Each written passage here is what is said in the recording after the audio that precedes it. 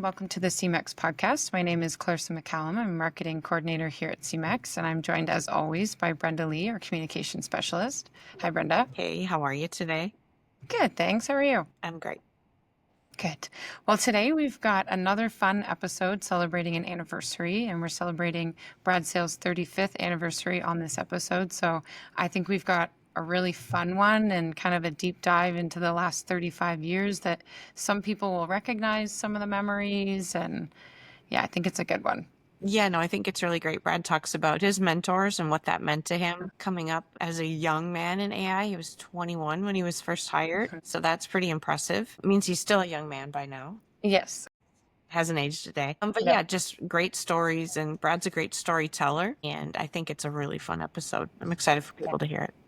Yeah, let's get into it. I think a good way to start, Brad, would just be what brought you to this job 35 years ago. Why did you start in this industry? Well, I think it's a good question, and I'm not sure it's got an exact answer. I think things sort of evolve over time, and you always look to learn things in whatever you're doing, right? From when I was in 4-H early on and had a lot of great mentors and family direction through that period of time. And then you get into your teenage years and you start to strike out on your own a little bit and you learn more about the industry. I don't think I ever had a specific idea of what part of the industry that I would be in as far as the dairy industry specifically, but I know that I wanted to be around agriculture and I know I wanted to try to drive as much innovation and change and new ideas into the business as I possibly could. I think I've always taken a bit of a learning approach and a listening approach to try to listen to input of others. So when I had a chance early on to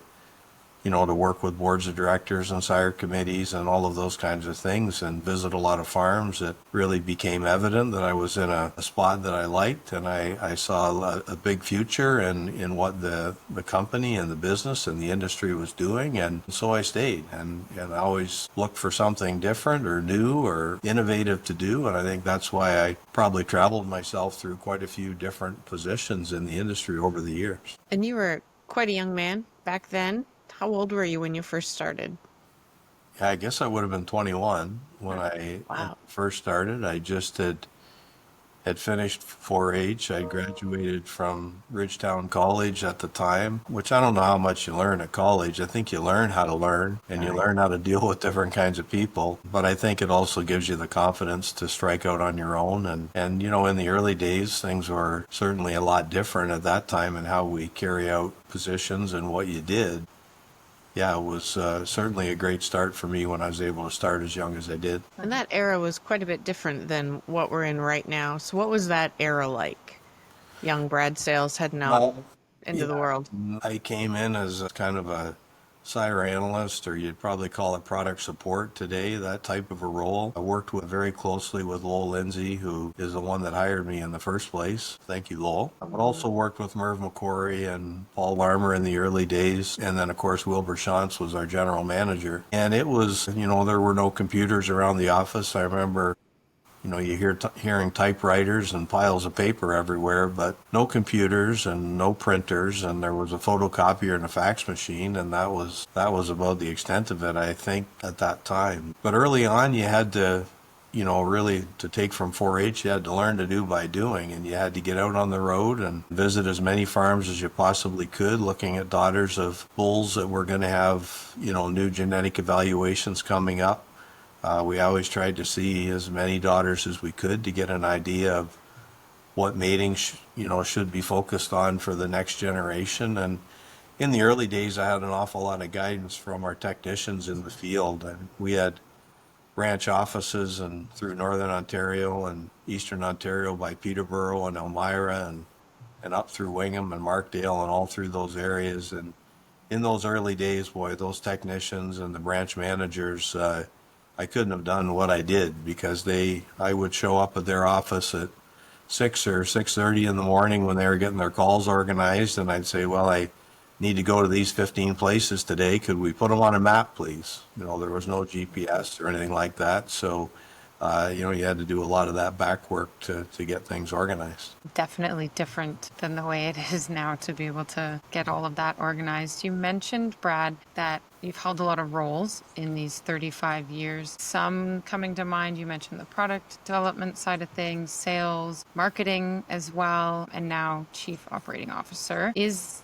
this the career path you thought that you would follow, or did you turn down some different roads than what you were expecting when you first got started? I think I always turned down the roads of opportunity and things that I thought might be a challenge. And I was fortunate that, the leaders through my lifetime, starting with Lowell and Wilbur and then Paul Larmer and John Meek came along, Brian O'Connor came along, has been a great mentor, Merv McCory, and, they always seemed to, look for people that were, innovative in their mindset and willing to take on new challenges. And I thank all of them for giving me the different opportunities from being a sire analyst to product development to the mating program. Then I got to work for Semex, back in the 90s and early 2000s, traveling, on behalf of Semex in support of some of the sales and marketing work that they were doing. I had a 2-year stint at Holstein Canada, actually, where I left the business for a tiny bit and had a chance to work with Keith Flaman and Jay Shannon there, and we made a pretty good team there and did some innovative things. And then came back to Semex as a sales manager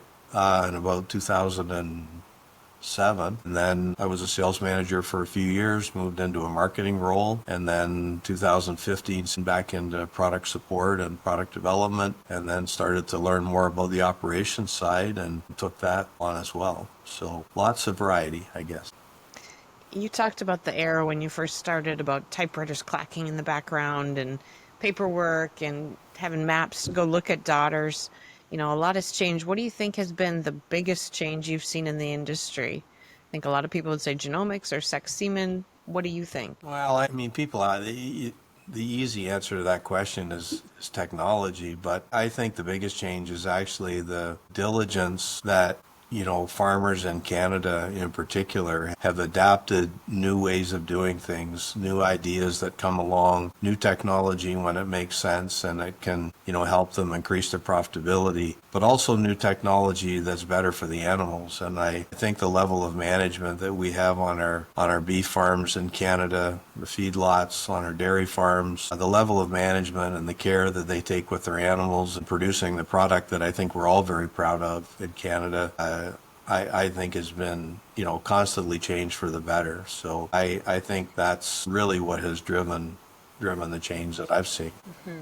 I want to flip gears a little bit and get you thinking back on your 35 years and wondering specifically if there's a moment that you're proud of within maybe, I don't know, within your role, or maybe proud of within the industry, or just anything that stands out to you. Oh, I think there's lots of little moments. I don't, I thought about that a little bit, and it's not like there's one thing that really stands out. I think the ongoing opportunities that came along and the fact I, was able to work with either the boards of directors or sire committees or team members that I work with every day to try to accomplish, a number of objectives for the business. I think those have all been important little moments along the way. I mean, we're very proud of our mating programs early on that Paul Larmer got started back in the 80s and early 90s. And then Jay Shannon and I, when he was at Holstein Canada, we started the very first mating program using genetic indexes for heifers. And that was a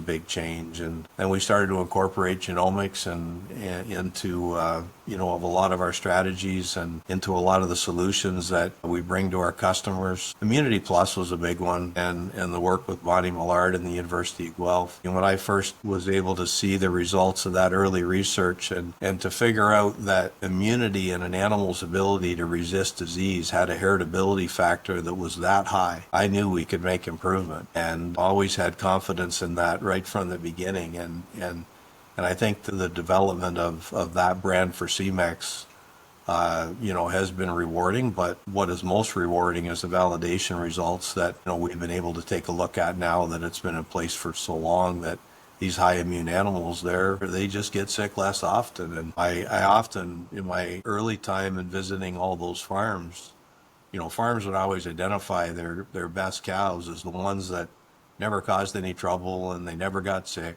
and they always got pregnant. And, you think to yourself, geez, there's got to be a genetic component to that. And I think Immunity Plus and being able to level that or to evaluate or measure is the word I'm looking for, measure that level of immune response allowed us to start identifying animals that are just that way, trouble-free.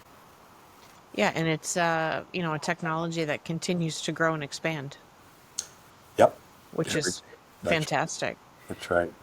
So now a big switch of gears. And what a lot of people might know is that you're really funny.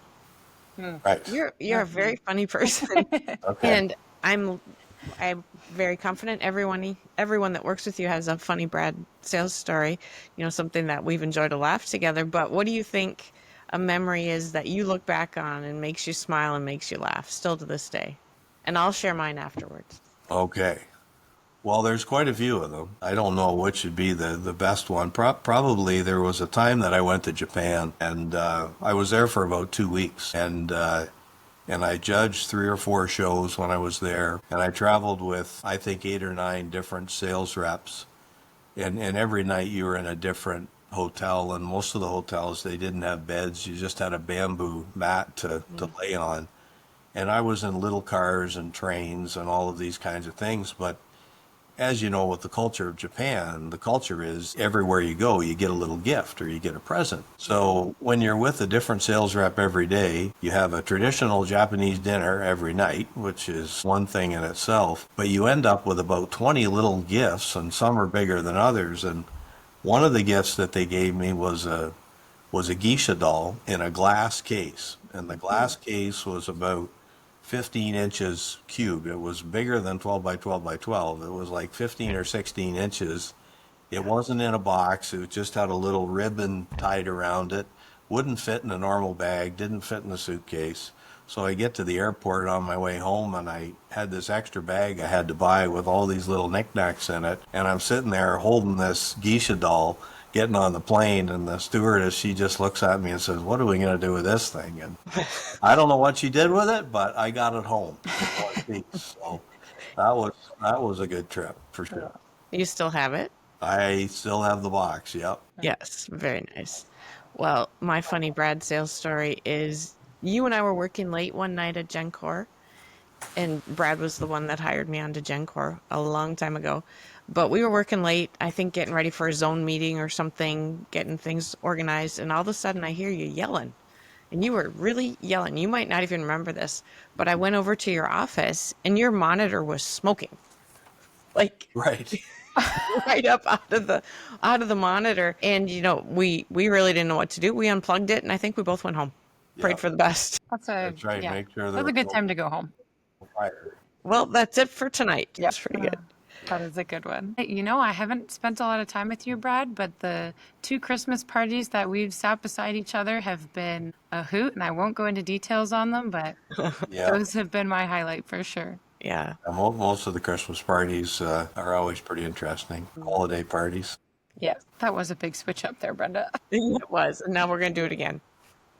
We'll do another switch up now. You talked about a few people, Brad, through this conversation, and I'm wondering, I'm sure you've listed a good chunk of them, but I'm also sure that you've had quite a few mentors in your 35 years in the industry. And if there's any that you that stand out or that taught you something or mentored you in a way that you'd like to mention? Well, it probably gets to be a pretty long list. I mean, I think I've mentioned some of the ones, from once I started in the industry and those kind of things. I mean, early on, I grew up in a part of Ontario where we had some of the best Holstein cattle and Jerseys and Ayrshires, milking Shorehorns, and just about every Jersey or every dairy breed you can think of, but also some of the best beef cattle. We had some of the best polled Herefords and Shorehorns and Angus cattle, guys I went to 4-H with, and I was always around people that strived to be the best in whatever they were doing, whatever breed it was. And I think growing up in that Brant County area with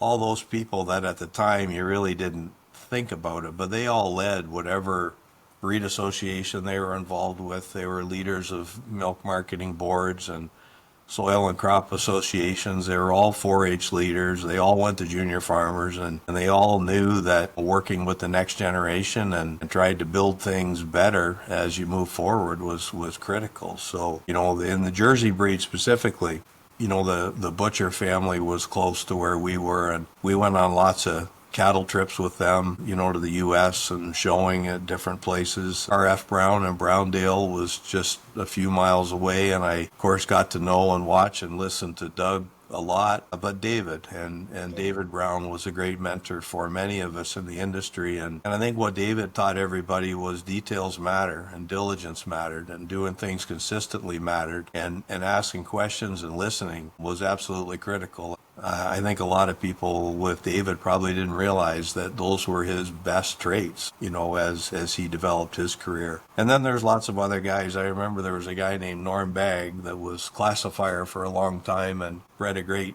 herd of Jersey cows, and his son Joey still does. Bill Featherston was another one that I remember traveling to Louisville and Columbus, Ohio with one time. And of course, his family with Avonlea are still very active.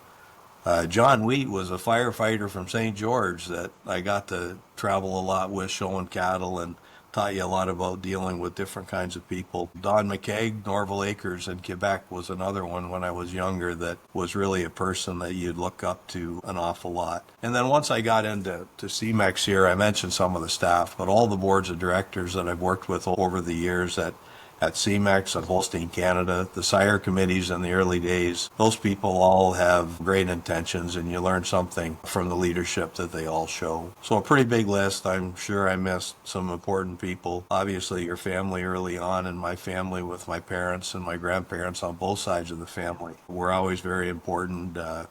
Always very important to me and my development. And, they give you the flexibility and the freedom to learn what's going on in the world. And I remember when I was 17 years old, traveling to Italy to get some cows ready for a show. And boy, you think, what am I doing here? But, you learn. And that's kind of where it started.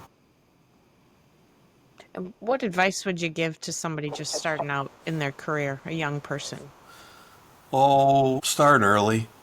Always look for things that need to be done. Don't wait to be told to do things. People will tell you if they want you to stop or not do something. Don't be afraid to make mistakes. I mean, obviously you got to ask for some direction and clarification on things, but you got to get out there and get stuff done. Don't expect somebody else to do it for you. Learn your systems in your company. Learn how the business operates. Lifelong learning is absolutely critical. You can't graduate from college or university or high school and then assume that you know everything that you're going to need to know to maintain your career. You always have to challenge yourself with new things and new ideas. I read a lot about our industry, and it's not so much magazines anymore as it is, Twitter and following social media and get, access to magazines online, all of those kinds of things. But, if you start early and always look for things that need to be done and keep your skill sets fresh, you'll have a successful career. Very true. And final question, I want to bring back an old question because it feels appropriate in this I know where scenario. you're going with this. Yeah. And maybe we've asked you this before. I think we've had you on once before, but pick your favorite bull of all time. My favorite bull of all time? Well, I think All time. in the context of this, it would have to probably be Astrojet would be probably the most favorite. He came from, our family's farm, and my dad early on had purchased his mother with a guy named Lloyd Bambury that was doing some embryo transfer work at the time. And he would have been one of the very first, embryo bulls to go into stud. I know there was others before him, but not very many. And interesting at that time, when you think about innovation, I remember having the first Jersey calves born at the time. A couple of V-Sleeper Valiant calves of a cow named Glamour that we had were born in, I think, 1977 or something along those lines, and then Astrojet was born in 78. So Astrojet probably should be my favorite, but Yeah. a lot of Jersey bulls that my family bred did pretty well as well, from Comerica and Excitation, and That's right. even Master Monarch back in the early days. So That I had was, a favorite 4-H calf that was a Comerica bred, so there you go. did. I did. Well, my favorite 4-H calf was probably Bluebird Warden Dye. So if the Hamilton family down there south of Brantford are listening, or any of them listen in, Yeah. That was a pretty important calf for me that the folks at Browndale helped me get a hold of, and that would have been 1986, I guess. There you go. Yeah. No, that's great. Thank you for that, indulging us a little bit. Yeah. Yeah, we appreciate you joining us again, Brad, and allowing us. I know that not everybody wants to celebrate their anniversaries this way, but for us, it's fun to get to talk to the people that helped shape the industry and our business the way that you did. So we Well, appreciate it. thank you, and appreciate your time. Yeah, thanks, Brad. Thank you.